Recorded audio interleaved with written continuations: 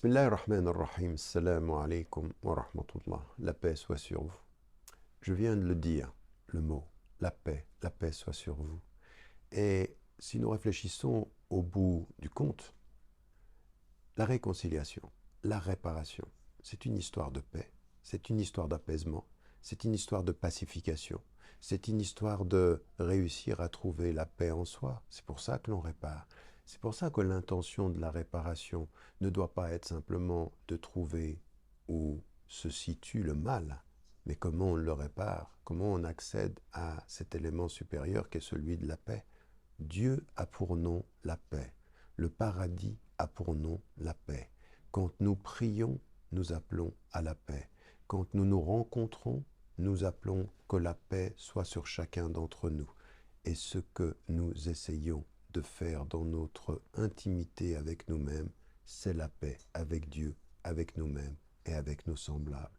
Alors, peace, la paix, ce qui a été le grand slogan des années 60, comme je l'ai dit hier, la paix et l'amour, on a l'impression encore une fois que ce sont des mots qui n'appellent rien quant à notre action, juste le bon sentiment.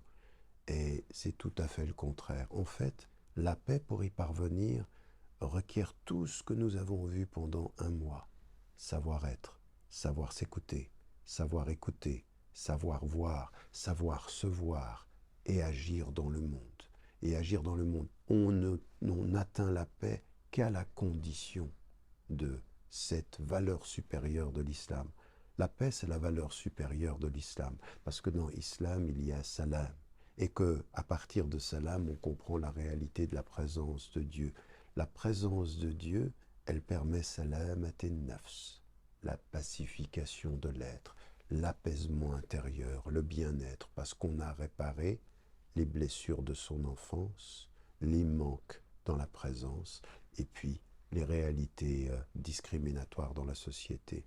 La paix reste un idéal toujours, et il faut continuer. Nous avons jeûné pendant un mois pour nous en approcher.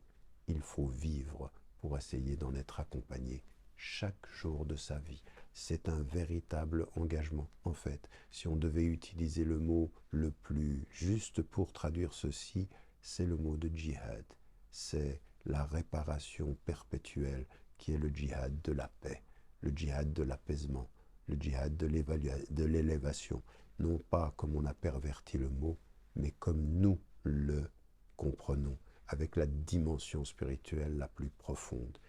Et pour atteindre la paix, il y a la condition d'être lucide par rapport à soi, d'être exigeant dans la justice sociale et de ne jamais laisser une victime dans son état et de ne jamais laisser un dictateur heureux de son oppression. Nous sommes là pour changer le monde, pour aller vers la paix, et cela demande, dans notre engagement, savoir prier, savoir se changer, savoir se transformer et faire en sorte que le monde, là où nous sommes, au moins là où nous sommes, soit meilleur demain qu'il ne l'est aujourd'hui.